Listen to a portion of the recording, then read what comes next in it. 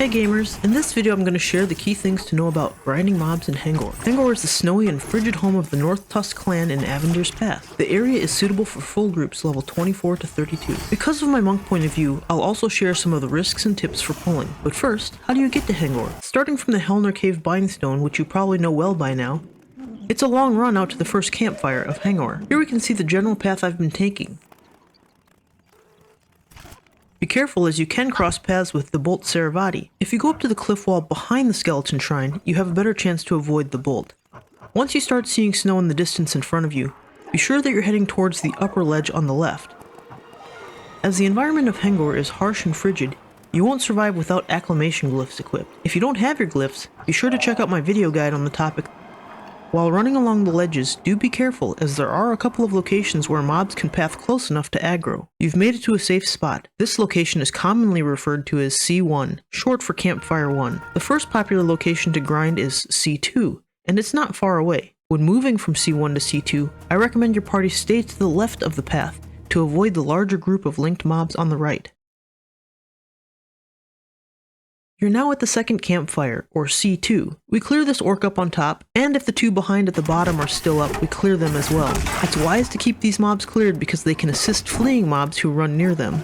The Drudge is pretty basic, just a tank and spank run.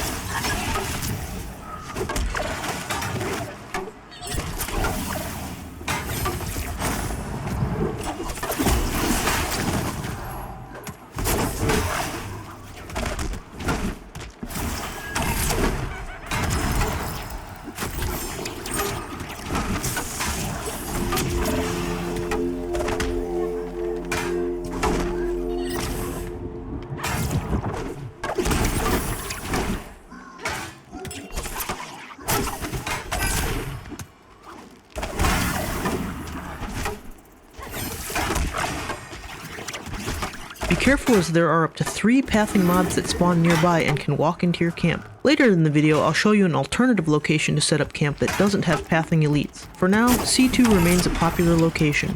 The lookout is also basic, however, they do cast the Endless Hunt that can break nearby mez and crowd control. When faced with multiple mobs, it's best to keep the lookout mez and save them for last.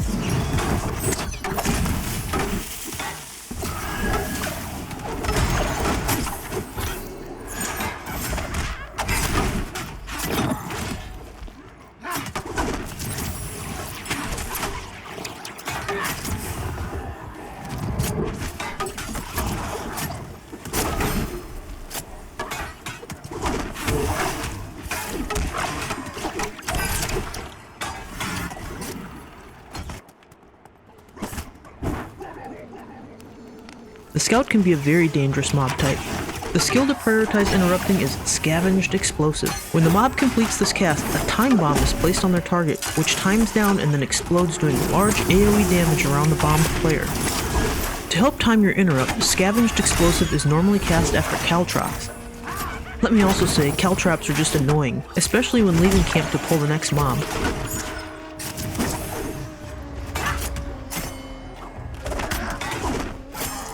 Better get some readiness to do another explosive.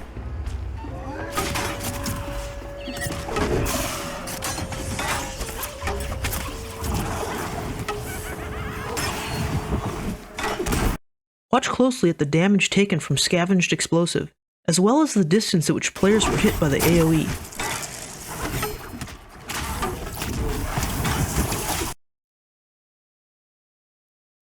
The Saboteur appears to be a similar mob, perhaps only spawning at night. When the interrupt on explosion is missed, you can quickly move away from the tank, the likely target, to get out of the explosion radius. This is also true if the bomb lands on you. Quick thinking and moving away could save your team members. The Bonebreaker seems to be pretty tank and spank as well. They do however cast Horn of Warfare near 50%, and it's an AoE fear. This mob can do heavy damage and bleeds. Interrupt the fear to keep your healer at the ready. Bonebreaker. That means Horn of Warfare. Well, he did the horn, I wasn't watching. I was talking.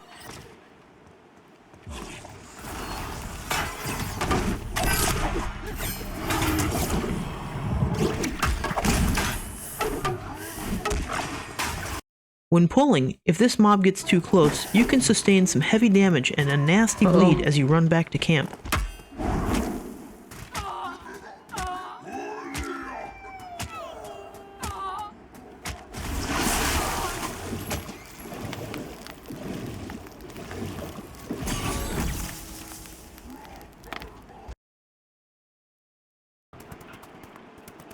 The Primalist. This is the caster type mob, and it seems to come in two varieties, damage and healer. On the damage variant, interrupting Frozen Spike is the priority.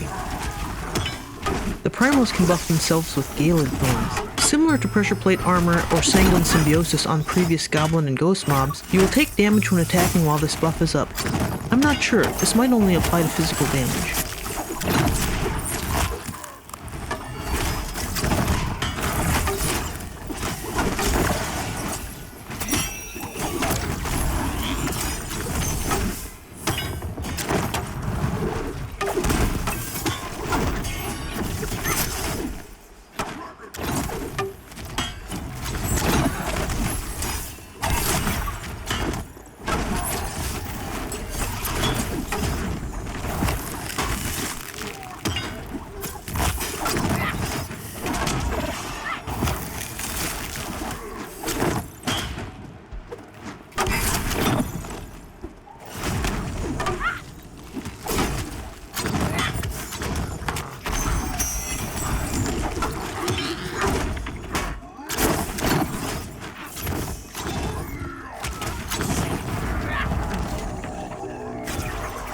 The healing variant of the Primalist requires both interrupts and potentially mob repositioning.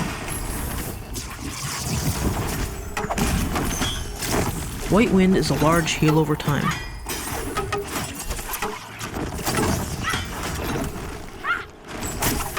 While the mob stands in an ancestral fire, it buffs their healing and reduces the damage they take.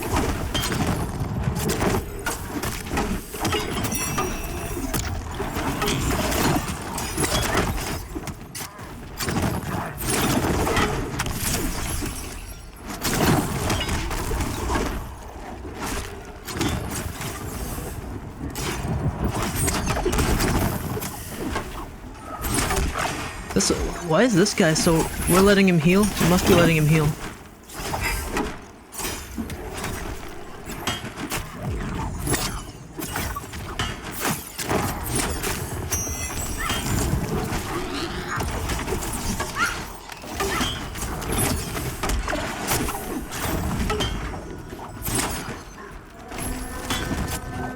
We gotta focus this guy's heals.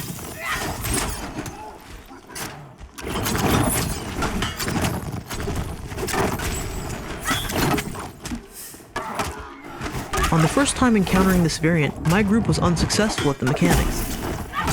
Is it White Wind? We continued to fight for many minutes until giving up and climbing to the nearby ledge to reset aggro. This ledge is a go-to safety spot as mobs are unable to path directly to you. The damage variant can be risky for the puller. The Frozen Spike is a huge nuke and followed up with 5 ticks of damage from the channeled skill Glacial Freeze. In this case, we also see the stun from the boar's charge.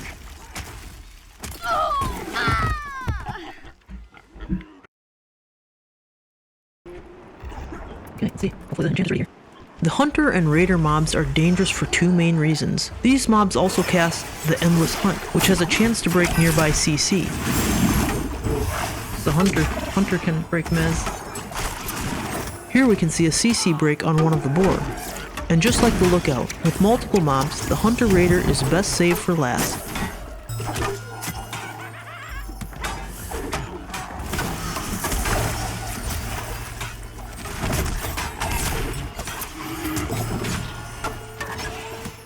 When the mob successfully marks a target with Relentless Pursuit, that player will receive 100% of the mob's untauntable attention for 10 seconds. That just makes it so he can't change aggro, I guess, or be taunted. Most classes simply can't take the damage, and will need to use cooldowns, run from the mob, or a heads-up party member can knock down the mob to reduce the pressure until the timer expires. Other than the stun on the boar's initial charge, the mobs are simple tank and spank.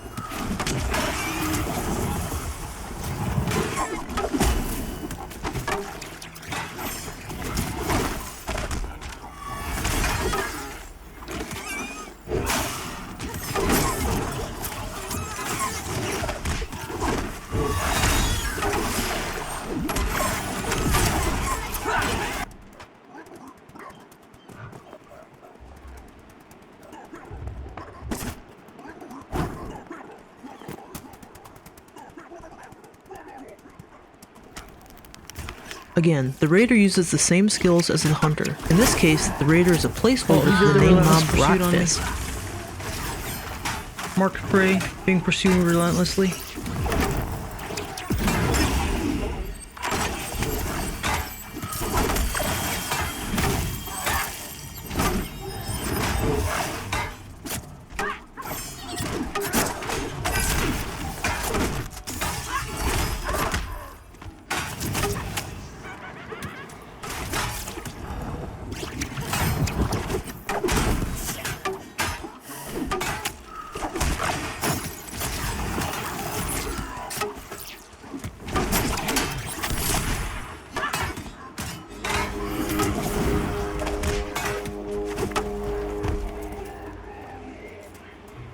Here's a clip where I'm the marked target from the mob's relentless pursuit. The bash and skewer were too much damage for me to take. I would have been better off running around and keeping distance while the timer expired. I guess he had the relentless on me? To help this channel grow, please be sure to like, comment, and subscribe. You can also follow me on Twitch where I have scheduled streams. Rotfist the Breaker is a level 31 mob. I heard he didn't have really any crazy abilities. It's just a matter of whether we can hit him or not really, right?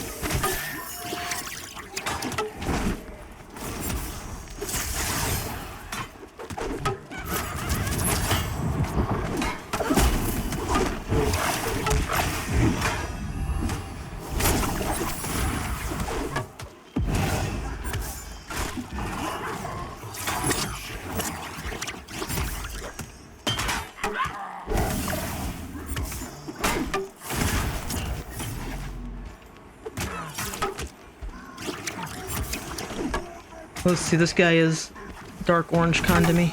Because of his level, he cons dark orange to me and most of the party. This made the fight slow as we were less successful applying debuffs or even simply hitting with our skills. Yeah, it's pretty sad because I'm not really able to maintain my readiness even. I've also been in other groups where we couldn't get enough damage to get the kill. Even at level 28, the level difference makes the fight slow. In one case, he spawned with the acrobatic buff, making it even worse. Rotfist has a chance to drop powerful monk hand wraps. However, on our kill, he dropped a ring with armor class.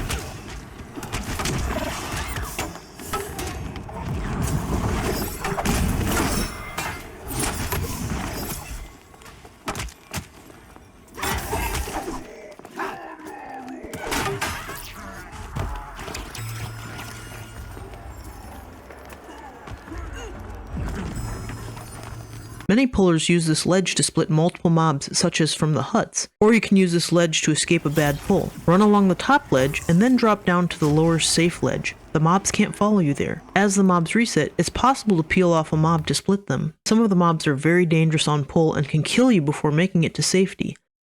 Here's that alternative location to set up camp. This other site doesn't have any pathing elite mobs, just a couple of non-elite spiders. Stay in the snow and go up and around, like this. Just be careful not to get too close to the orc near the tower. If this guide has been helpful, please be sure to check out the rest of the What I Learned playlist linked in the description. With regard to coin earnings, for the session where Rainbow was tanking, we were farming C2 for about 6 hours. Made 27 gold.